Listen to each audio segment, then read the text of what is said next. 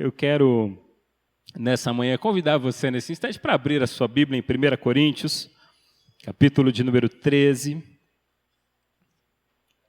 Texto conhecido da palavra do Senhor. Texto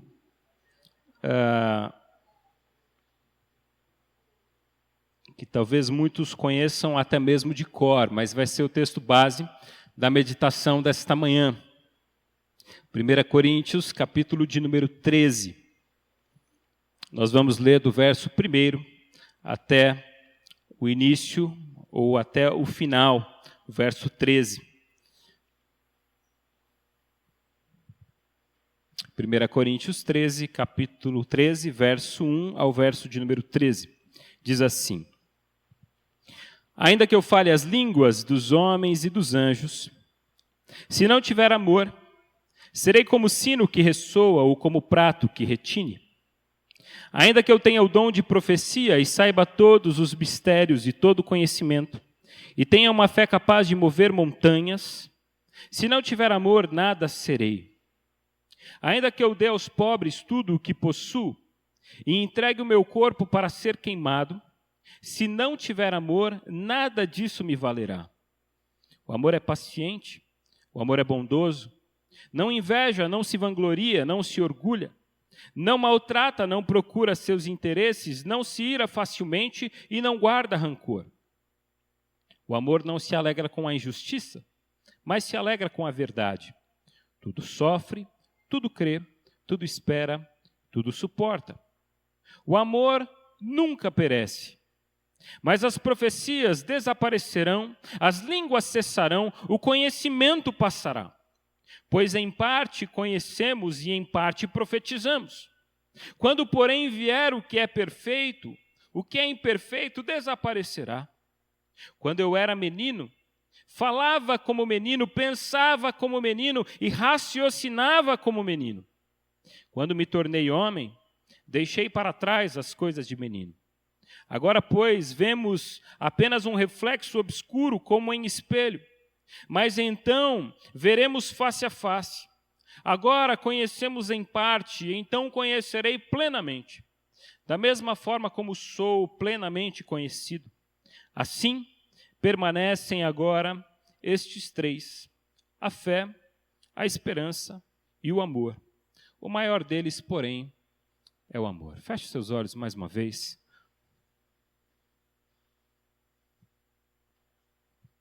Senhor, obrigado por esse tempo, por essa manhã. Como nós cantamos, a grande alegria da nossa vida foi que um dia nós encontramos os teus altares. Deus, que privilégio podemos encontrar no Senhor refúgio e olharmos para o Senhor como a nossa fortaleza. Fala aos nossos corações nessa manhã. Quebra todas as barreiras do nosso coração. Ó Deus, qualquer preocupação, qualquer pensamento que não seja aquilo que está na Tua palavra, que seja retirado de nós agora em nome de Jesus, para que possamos, ó Deus, ouvir a voz do Teu Espírito em nós. Em nome de Jesus. Amém. Amém. Maturidade, esse é o tema que eu queria compartilhar nessa manhã. Maturidade, segundo o dicionário, é o estado das pessoas ou das coisas que atingiram completo desenvolvimento. Maturidade é um desenvolvimento comportamental ou mental. Comportamento da fase adulta, evolução. Evolução. É interessante porque a vida nos convida em todo o tempo para vivermos uma vida de maturidade. Nós precisamos, no decorrer da vida, nos tornar cada vez mais maduros. E esse desafio não é um desafio apenas da vida, mas um desafio da palavra de Deus. A palavra de Deus, ela nos incentiva em vários momentos a vivermos uma vida de maturidade, a buscarmos a maturidade. 2 Pedro, capítulo 3, verso 18, não precisa abrir, apenas acompanhe e diz: cresçam, porém, na graça e no conhecimento de nosso Senhor e Salvador, Jesus Cristo. A Ele seja glória, agora e sempre. Amém. Hebreus capítulo 6, versos 1 e 2 diz: portanto, deixemos os ensinos elementares a respeito de Cristo e avancemos para a maturidade, sem lançar novamente o fundamento do arrependimento de atos que conduzem à morte. Lá em Efésios capítulo 4, versos 14 e 15 diz: o propósito é que não sejamos mais como crianças, levados de um lado para o outro pelas ondas, nem jogados para cá e para lá por todo o vento de doutrina e pela astúcia e esperteza de homens que induzem ao erro. Antes, seguindo a verdade em amor, cresçamos em tudo naquele que é o cabeça, Cristo. Ou seja, a Bíblia nos desafia, nós precisamos ser melhores hoje do que éramos ontem. Nós precisamos hoje ser mais semelhantes a Cristo do que éramos ontem. A vida precisa nos levar a isso. O dia após dia precisa nos levar a uma condição melhor. Só que, para que a gente fale de maturidade, eu gostaria de convidar você a refletir sobre o que não é maturidade. O que não é maturidade. E maturidade não tem nada a ver com a idade. Até porque na caminhada da vida a gente encontra muitas pessoas que têm uma idade muito avançada e são completamente imaturas. Não sabem lidar com a vida. Não sabem ainda aceitar as dificuldades e os problemas que a vida impõe. Maturidade não tem a ver com o tempo de vida que você tem. Até porque o Salmo capítulo 90, verso 12 diz: ensina-nos a contar os nossos dias para que o nosso coração alcance sabedoria. Porque eu posso chegar nos longos dias e não ter sabedoria nenhuma para lidar com a vida. Mas também eu penso que maturidade não tem nada a ver com aparência. Não tem nada a ver com aparência. É interessante porque Isaías capítulo 53 diz: ele cresceu diante dele como um broto tenro e como uma raiz saída de uma terra seca. Ele não tinha qualquer beleza ou majestade que nos atraísse, nada havia em sua aparência para que o desejássemos. Esse texto está falando de Jesus. Jesus não tinha nenhuma aparência interessante. E às vezes a gente é levado pela aparência. Nossa, essa pessoa deve ser muito sábia. Porque se veste tão bem. Eu já ouvi isso. Aliás, eu me lembro que no seminário, uma vez quando um dos professores perguntou: por que você gostaria de se tornar um pastor? Eu me lembro que uma das respostas foi: porque eu queria me vestir melhor.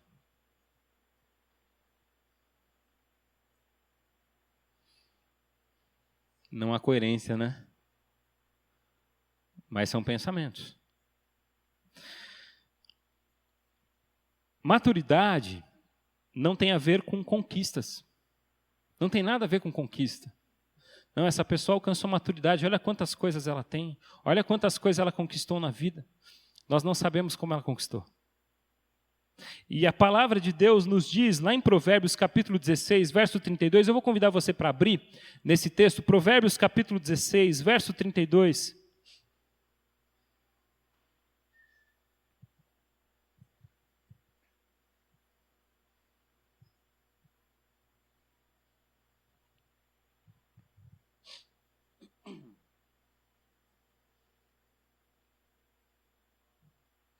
Maturidade não tem nada a ver com conquistas.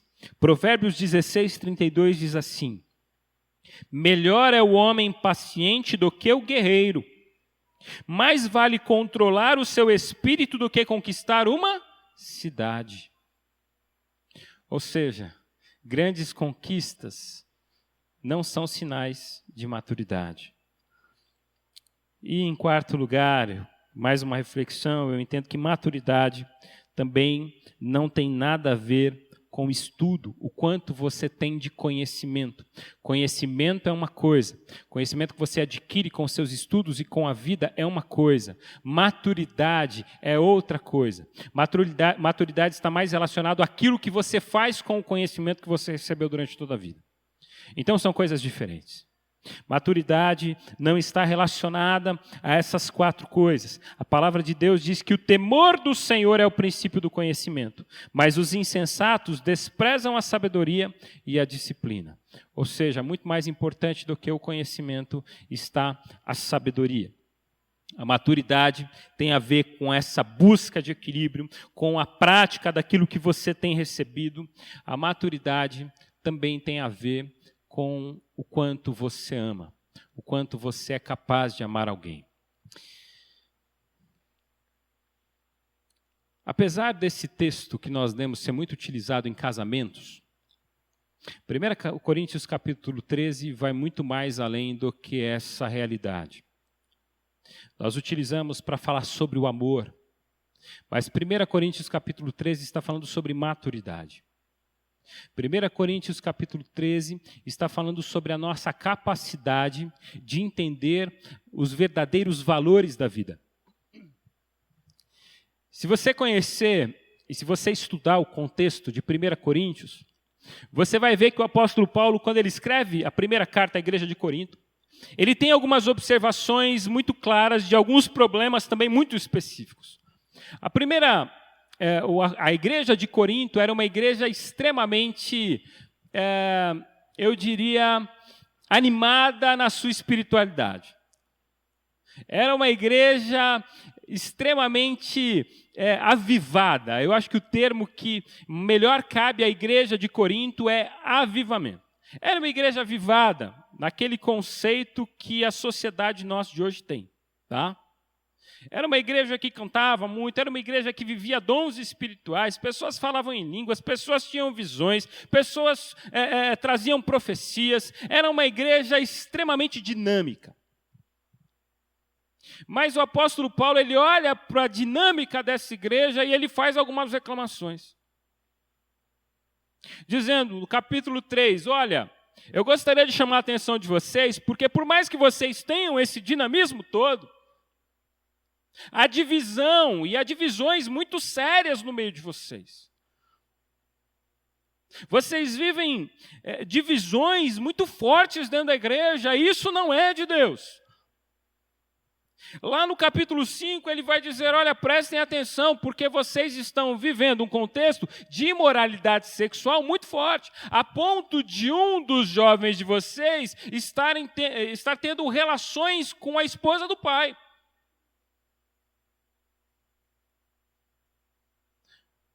Absurdo. Vocês buscam toda essa realidade, mas vocês estão tendo litígio entre os irmãos. Tem um irmão que entrou na justiça contra o outro irmão, da própria comunidade. Ou seja, quando você olha para o contexto, não é um contexto nada agradável. Uma igreja que vive uma dinâmica de um suposto avivamento, tem problemas muito sérios de condutas morais, de relacionamento entre os irmãos. E a partir daí o apóstolo Paulo começa a trazer uma reflexão. E é por isso que ele começa o capítulo 13 dizendo, ainda que eu fale a língua dos homens e dos anjos, se eu não tiver amor, eu não serei nada. Ou seja, ainda que você fale em línguas, ainda que Deus derrame dons, ainda que vocês vejam a manifestação dos dons no meio de vocês, se vocês não tiverem amor, isso não vale nada. Ainda que você pegue tudo aquilo que você tem e doe aos pobres. Eu não sei se você já teve essa experiência de pegar tudo que você tem e doar aos pobres. Mas o que o apóstolo Paulo está dizendo, se você não fizer isso motivado pelo amor, você não vai ser nada. Isso não serve para nada. Porque o amor deve ser a alavanca que move. O amor deve ser a base e o fundamento de todas as nossas decisões. Porque eu posso ter excelentes ações não baseadas no amor. Sabia disso? Por exemplo, Jesus, em determinado momento, Mateus capítulo 6, ele vai dizer aos seus discípulos e a todos aqueles que o ouvem nesse instante: quando vocês forem orar, não sejam como os hipócritas que oram nas praças, a fim de serem vistos. Oração é algo bom, mas tem gente que ora para ser visto. Jesus diz, quando você for jejuar, não vai depois com cara de tristeza. Quando você terminar seu jejum, lava o rosto e não conta para ninguém. Porque o seu jejum não está relacionado às pessoas, está relacionado a você e Deus. Mas há pessoas que utilizam o jejum para demonstrar, pelo desejo de demonstrar um status de espiritualidade maior. É possível. E eu termino argumentando com Isaías, quando Isaías diz que até os nossos atos de justiça são como os trapos da imundícia para Deus. As coisas que nós fazemos que a gente diz assim, isso aqui é justo, isso aqui eu fiz, olha, eu estou feliz comigo. Isaías chama de trapos de imundícia. Porque muitas vezes o problema está na motivação.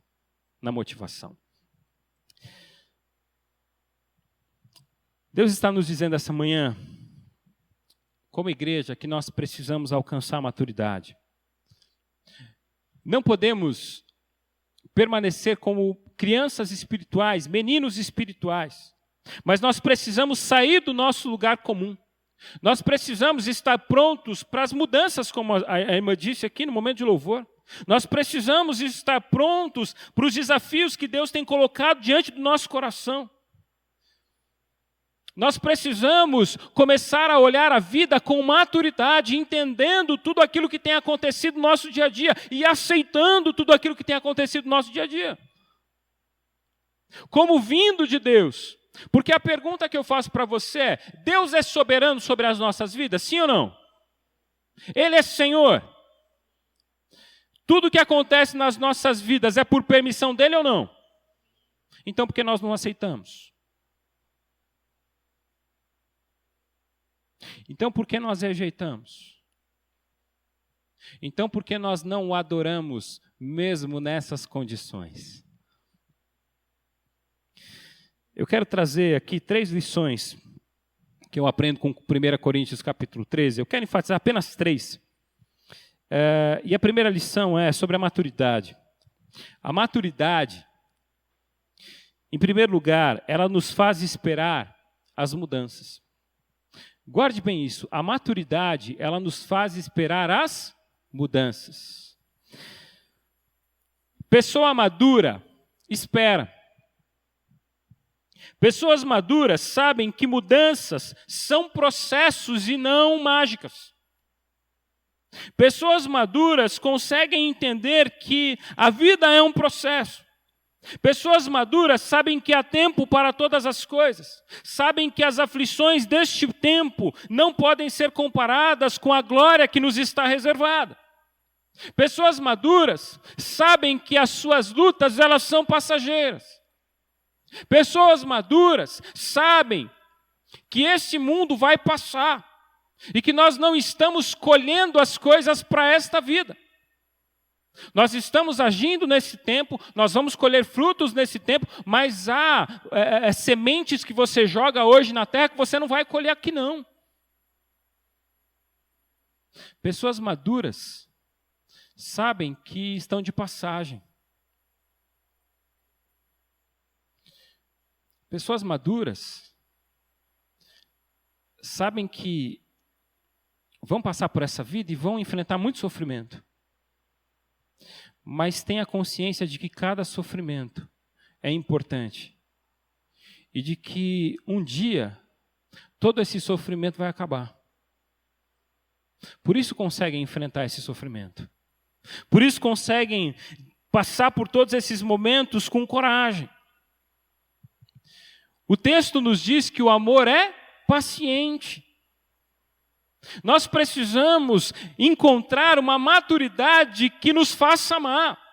Nós precisamos encontrar uma maturidade que nos lembre que o amor, ele é paciente e ele produz paciência nas nossas vidas. Nós precisamos alcançar uma maturidade que nos lembre do Salmo 40, verso 1, quando o salmista diz: esperei com paciência no Senhor. Porque eu sei que em algum momento ele iria se inclinar. Eu esperei com paciência não na ação do gerente do banco. Eu esperei com paciência não no retornar da economia. Eu esperei com paciência não numa sociedade melhor e mais justa. Eu esperei com paciência no Senhor. Porque eu sei que Deus é a fonte de todas as coisas na minha vida. Amém? Deus é a fonte de todas as coisas na minha e na sua vida. É nele que precisamos esperar. É por causa do seu amor que a paciência é possível nas nossas vidas. O que o apóstolo Paulo está nos lembrando é que a igreja precisa se amar. A igreja precisa cuidar uns dos outros. A igreja precisa esperar as mudanças necessárias. Eu queria fazer uma pergunta aqui para vocês, e eu vou aguardar a manifestação de vocês. Quem aqui tem mais de 20 anos de igreja, de conversão? Deixa eu ver. Mais de 20. Quem aqui tem de 10 a 20 anos? Deixa eu ver. Quem aqui tem de 1 a 10? Não, de 5 a 10. Deixa eu ver. De 5 a 10 anos de conversão. Quem aqui tem até 5 anos de conversão? Levanta a mão, por favor. Ali atrás. De novo, de 1 a 5 anos, por favor. Ou de 0 a 5, um irmão.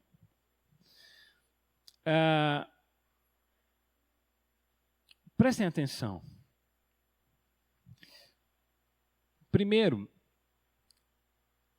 é que aqueles que chegam na igreja depois que a gente, aqueles que se convertem depois, às vezes eles chegam e a gente quer que eles mudem e se amoldem ao nosso jeito do dia para a noite. A gente não tem paciência. É igual casamento. É igual casamento. A gente tem paciência com todo mundo, menos com o cônjuge. E a gente quer que ele mude da noite para o dia. A gente quer que as mudanças elas aconteçam de uma maneira repentina e mágica. Aí a moça vai lá e namora ali 3 anos. Tudo sorri. O rapaz, ela chega na casa da sogra, aí olha lá, o rapaz deixou toda a roupa em cima do sofá, e ela acha bonito. Ela dá risada. Casa para você ver. E deixa a sua roupa em cima do sofá. E deixa seu tênis espalhado no meio da sala. No primeiro dia ela diz assim: aqui não é a casa da tua mãe, não. Pode pegar isso aqui e guardar. Você pensa que você está onde? Eu fiz um casamento que no pré-nupcial eu fui acompanhando os noivos. E a mãe do rapaz, a mãe do jovem, todos os dias de manhã, ela acordava ele com uma bandeja de frutas, todas descascadas. Gente, até a banana vinha descascada. E cortadinha, com mel.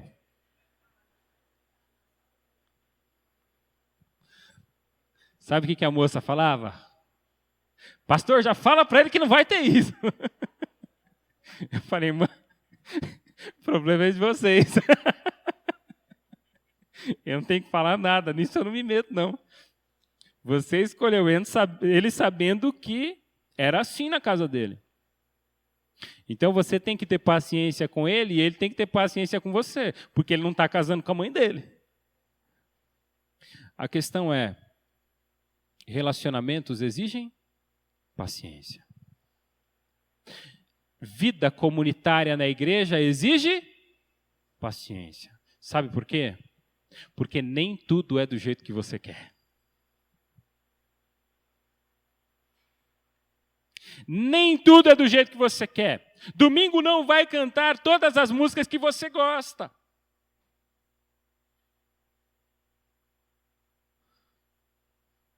A pregação, às vezes, não vai ser do jeito que você gostaria que fosse.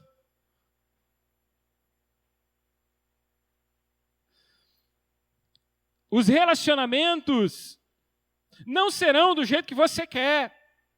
As atividades talvez não aconteçam do jeito que você tinha imaginado na sua cabeça. Mas eu quero dizer para você, tenha paciência em nome de Jesus. Porque o amor faz isso, o amor ele espera, o amor ele convida a mudanças. E nós precisamos viver a partir dessa perspectiva. Pessoas maduras esperam. Pessoas maduras sabem que as coisas vão acontecer. Jesus, ele era paciente com a mudança dos discípulos. Você quer um exemplo mais difícil do que a relação de Jesus com os discípulos? É alguma coisa absurda. Pedro não mudava. Pedro andava com Jesus e ele era aquilo. E aí você fala, bom, Pedro, depois de talvez 2 anos e tanto caminhando com Jesus, chega ali perto, né, quase 3 anos, ele já devia estar melhor, certo? Não.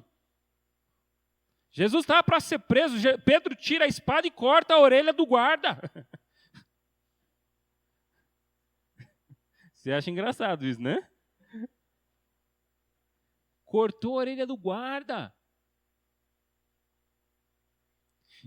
E Jesus, numa cena mais, né, aquelas cenas muito curiosas da Bíblia, ele fala assim, Pedro, não faz isso, pega a orelha do guarda e fala, guarda, vem aqui, vai. Põe no lugar, e põe no lugar. Falando, Pedro, guarda essa espada. Porque eu não sei se você reparou na caminhada de Pedro com Jesus, Jesus ele falou várias vezes, é necessário que eu seja entregue, é necessário que eu seja morto, a minha hora está chegando, eu serei entregue à liderança, eu serei morto, e ele afirma, e ele bate nessa tecla, e quando as pessoas vão prender, os discípulos não aceitam. É como se toda vez que Jesus falasse, Pedro estivesse prestando atenção em outra coisa. E a hora que vão prender Jesus, ele vai lá e fala, não, isso não pode acontecer. E Jesus tinha dito, isso tem que acontecer. Mas o que Jesus faz? Tem paciência. Jesus morre. Jesus ressuscita. Atrás de quem que Jesus vai?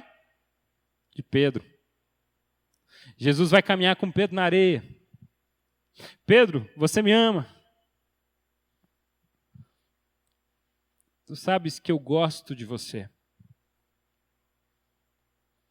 Segunda vez, Pedro, você me ama. Senhor, tu sabes que eu gosto de você. A terceira vez, Jesus pergunta, Pedro, você gosta de mim? E Pedro, com o coração apertado, diz, Senhor, tu sabes que eu te amo. Porque a questão aqui, Jesus fala assim, então apacenta as minhas ovelhas. Porque foi para isso que eu te chamei. Se tem alguém que tem paciência comigo e com você, é Jesus. Jesus, ele me chamou e ele te chamou para servir a ele sabendo quem nós éramos. E ele tem paciência. E ele foi atrás de Pedro e fala, Pedro, eu não te chamei para ser pescador de homens, de peixes. Eu não te chamei para voltar a essa vida, eu te chamei para que você seja um pescador de homens. Vá e apacente as minhas ovelhas e ponto final. Porque eu sei que você me ama. E eu te amo, Pedro. Então vamos cumprir. Vamos caminhar, eu acredito, eu te chamei. E eu te chamei não para caminhar até o meio, eu te chamei para caminhar até o fim. Nós não temos paciência conosco, mas Jesus tem, louvado seja Ele. Nós temos dificuldade com quem nós somos, mas Jesus, Ele tem paciência com a gente, Ele sabe o que nós podemos ser nas suas mãos. Portanto, primeira característica da maturidade, paciência. Segundo, o texto me ensina que a maturidade não é super protetora. É interessante porque 1 Coríntios 13 vai dizer que o amor sofre, tudo sofre, tudo sofre, o amor. E é interessante porque o amor sofre e se deixa sofrer porque ele é maduro. Quem não ama sofre sem crescimento, se machuca facilmente. A parábola do filho pródigo é um dos textos que mais me intrigam na Bíblia. Porque o jovem, o seu pai não havia morrido, e herança é para quem morre, né? A herança é dada para o filho que perdeu o pai. Mas o filho decidiu matar o pai antes da hora. Então ele diz: pai, dá a minha parte da herança porque eu quero ir embora. Eu quero desfrutar da minha vida. Primeira coisa que me chama a atenção é que o pai dá. O pai não fica dizendo assim: não, filho, não faz isso. Não, é isso que você quer? Vai. Vai sofrer aí fora. Porque Deus, ele não é um pai super protetor que fica dizendo assim: ai, não faz isso não. Não fica aqui pertinho. Não, não, vem para cá. Vem. Eu sou assim com os meus filhos. É. A gente é assim com as crianças. Não põe o dedo na tomada. Não, sai de perto da tomada. Vem aqui, moleque. A gente é assim. A parábola do filho pródigo nos mostra um Deus que diz assim: não põe o dedo na tomada. Né? O moleque põe, ele aprende que nunca mais deve colocar o dedo na tomada. E o pai dá a sua parte de herança e o filho vai. O filho vai viver a vida do jeito que ele sonhou e imaginou que deveria ser vivida. Passa um tempo, o filho volta. Sem nada. Sem nada. E o pai o recebe. Mas o que me chama a atenção é que o pai deixa sofrer. Todas as vezes que nós tomamos decisões de nos afastar do Senhor, sabe o que ele faz? Eu estou aqui, filho, mas pode ir. Mas pode ir. Eis que te proponho hoje a vida e a morte. Escolhe, pois, a vida. Você vai sofrer e quando você voltar, eu estarei aqui. A questão é justamente essa. Deus, ele não é um pai super protetor, mas ele é um pai que nos faz refletir que todo o nosso sofrimento serve para o nosso crescimento. Quem ama sabe que arcará com as consequências do pecado, mas vai encarar cada uma delas. Os pais que mais amam são aqueles que punem os seus filhos e que permitem que os seus filhos colham o que plantam. Quando eu tinha mais ou menos 10 anos, eu morava em São Paulo. Nós morávamos ali no Parque Continental, ali perto do Jaguaré. Nós frequentávamos a primeira IPI de Osasco. E nós somos 3 filhos. E o meu irmão do meio começou a se meter com coisa que não devia. E eu me lembro que um dia, tudo que ele podia roubar, ele ia no mercado, roubava o chiclete, enfiava no bolso e ia embora. Ele começou a roubar placas de carro. Sabe aquelas... A marca do carro, que tinha o nome ou a marca. Chevrolet, Fiat. Ele pegava do carro, aquilo era meio colado, né? E ele puxava e ele escondia numa caixa de sapato em casa. E aí começou um bafafá ali no bairro, porque estava roubando o carro de todo mundo. E um dia meu pai estava mexendo em algumas coisas lá no quarto e meu pai acha essa caixa. A hora que meu pai achou essa caixa, ele chamou meu irmão. Falou: é você que está pegando as coisas dos carros aí da rua? Ele ficou sem jeito, teve que confessar, não tinha como não confessar. E aí ele pegou meu irmão, ele foi de casa em casa, meu irmão foi devolvendo plaquinha por plaquinha, dizendo: me perdoa, eu roubei você. Aquilo foi uma lição para a minha vida. Eu não participei, mas aquilo me ensinou que eu preciso ser responsabilizado pelos meus erros. Muitas crianças hoje não são responsabilizadas pelos seus erros. Adolescentes não são responsabilizados pelos seus erros. Ah, não, é que ele andou com pessoas que são má influência para ele. Não, ele é má influência para as pessoas também. Por que não? Por que é sempre os outros? Vocês conseguem entender? Nós precisamos compreender essa realidade, que esse amor do Senhor, Ele nos faz sofrer em vários momentos. Um dos textos mais lindos da palavra do Senhor é quando Paulo e Silas são presos.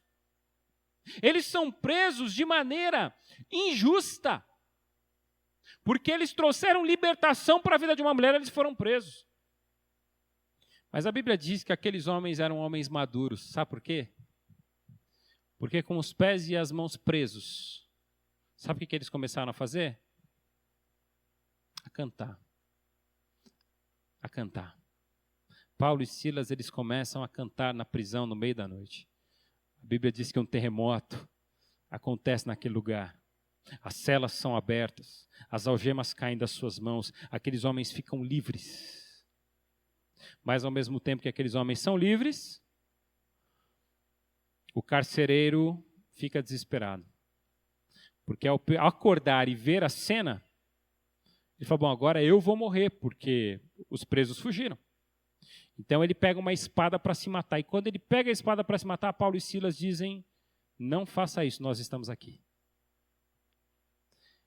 Aquele homem, depois de ouvir toda aquela cantoria, depois de ver aquele milagre acontecer e aqueles homens soltos, e ficando ali no lugar, aquele homem diz, o que eu preciso fazer para ter a fé que vocês têm?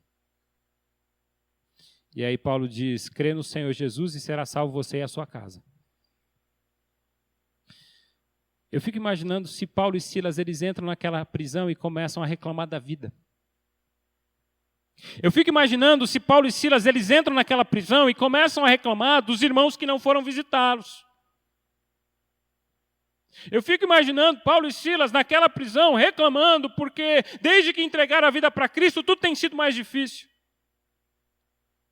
Mas eu vejo Paulo e Silas naquela prisão cantando e louvando a Deus, porque eles têm uma convicção plena de que tudo acontece na vida deles porque Deus permitiu. Louvado seja o Senhor. Tudo o que acontece na sua vida, meu irmão, minha irmã, é porque Deus tem permitido. Então, em nome de Jesus, não reclame, adore ao Senhor. Adore ao Senhor. Porque o amor tudo sofre. O amor, ele proporciona momentos de sofrimento. E quando o sofrimento vem sobre a sua vida, olhe para os céus e diga, Senhor, obrigado e me ajuda. Me dá maturidade para lidar com esse tempo de sofrimento. Em terceiro e último lugar, já estou caminhando para o encerramento. A maturidade nos faz enxergar as coisas verdadeiramente importantes. Preste atenção nesse texto. Veja que muitas pessoas estão preocupadas com coisas secundárias. A igreja buscava os dons espirituais, mas ela não amava. E o apóstolo Paulo pergunta, o que é mais importante? O que é mais importante? O que é mais importante? E eu quero dizer para você que mais importante que o seu trabalho são seus filhos. Mais importante que as suas conquistas são os seus relacionamentos. Mais importante do que os dons que você tem é se você ama ou se você não ama. Mais importante do que as suas conquistas financeiras são as suas conquistas espirituais. Mais importante do que você ter várias casas aí fora que você aluga, ou que você mora, que você viaja, é se você encontrou o altar do Senhor. Porque o altar do Senhor é o melhor lugar onde nós podemos estar. O pardal encontrou a casa, a andorinha encontrou o seu ninho, mas nós encontramos o altar do Senhor. E é no altar do Senhor que nós somos transformados. É na presença do Senhor que nós nos tornamos pessoas melhores. Aquela igreja buscava os dons espirituais. Aquela igreja buscava uma dinâmica impressionante, e tinha uma dinâmica impressionante. Mas aquela igreja não buscava aquilo que era prioridade maior, o amor. E pessoas maduras sabem que algumas coisas são secundárias. Não são importantes. Não são importantes. Minha avó me ensinou isso. Minha avózinha, uma assembleiana. Aliás, ela era presbiteriana independente, mas tinha sua raiz assembleiana. E uma mulher de oração, de muita oração. E minha avó, eu me lembro um dia, uma mulher muito simples. Ela estava passando a roupa. Uma roupa que ela tinha acabado de ganhar, um vestido novo. Nós íamos para a igreja, ela estava passando uns dias em Marília, era de São Paulo também. E ela estava passando ali a roupa e eu não sei por que ela começou a prestar atenção em alguma outra coisa. Eu não sei o que era. E o ferro ficou em cima do vestido que ela tinha acabado de ganhar e nunca tinha usado da minha tia. O vestido queimou. E a hora que o vestido queima, eu estava passando na porta do quarto e eu só vi ela falar assim, ai, que pena. Eu parei na porta do quarto e falei assim, o que foi, vó? Falou, meu vestido novinho queimou. Eu falei, ô, vó, poxa, e eu fiquei chateado, eu fiquei muito chateado por causa dela. Eu falei, ô, vó, não sei o que você acha que a gente pode fazer. Ela falou, não precisa fazer nada não, está tudo certo. Deus me dá outro. Aquela frase me marcou. A gente ficaria tão angustiado. Eu gastei tanto nesse vestido. Você já perdeu alguma coisa nova? Você já nem usou alguma coisa que você muito queria comprar? O que você fez se você perdeu? Lembra do exemplo da minha avó? O Deus que deu uma roupa, Ele dá outra. O Deus que me proporcionou um momento como esse, Ele proporciona outros. Descanse o seu coração nele e tenha como prioridade as coisas que são realmente importantes na vida. O que é importante para Deus? Vidas. O que deve ser importante para nós? Vidas. O que era importante para Deus? O que era importante para Paulo e Silas? Vidas. Paulo saiu da prisão numa alegria porque um homem tinha sido evangelizado por causa do seu sofrimento. Eu quero lembrar você que Deus é Senhor da nossa vida. Jesus morreu na cruz para que a gente não permaneça mais os mesmos, mas para que a gente se torne pessoas melhores a cada dia. Jesus morreu numa cruz para que você seja mais parecido com Ele. Jesus morreu numa cruz para que eu saia do meu comodismo, da minha zona de conforto e viva o melhor dele para mim. Portanto, em nome de Jesus, que nós, Igreja do Senhor, possamos viver com maturidade, que possamos deixar as coisas de menino para trás. É isso que o apóstolo Paulo nos desafia. E eu quero terminar lendo o verso 11 do capítulo 13 de 1 Coríntios com você.